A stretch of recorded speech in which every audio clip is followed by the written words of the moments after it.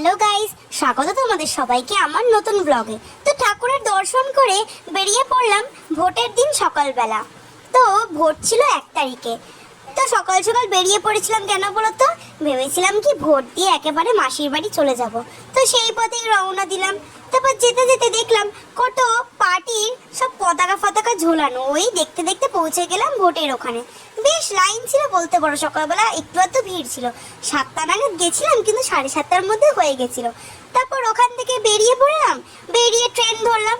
সেদিন ট্রেন বেশ ফাঁকাই ছিল, ভোটের দিন তো বেশি লোক মনে বেরোয়নি। তো ফাঁকায় ফাঁকায় বেশ গেলাম। সাধারণত সব দিনই ভিড় হয় ট্রেনে, ওই দিন একটু বেশিই ফাঁকা ছিল। তো মোটামুটি সব ভালোভাবেই গেছি, মাসির বাড়ি পৌঁছেছি।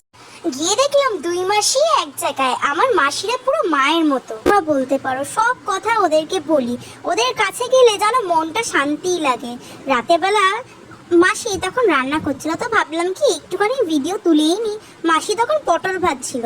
আসলে সকাল সকাল না গিয়ে পেট ভরে খেয়েছিলাম, ওই জন্য দুপুরবেলা ঠিক খাওয়াটা না হয়নি। তো ওই খাবারটা বিকেলবেলা খেয়েছিলাম, তাই রাতে একটু মাসি দেরি করেই রান্না করছিল। তারপর মাসির বাড়িতে না আম গাছ আছে। এবারে না আম গাছে বেশি আম হয়নি জানো তো। তো যে কটাই আম হয়েছে মাসি বলল নে কটা নিয়ে যা।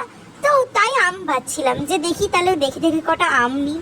তারপর এই টুকিটাকি যা কাজ, আসলে মাসি তো একা বাড়িতে থাকে, মাসির সাথে তো কেউ থাকে না।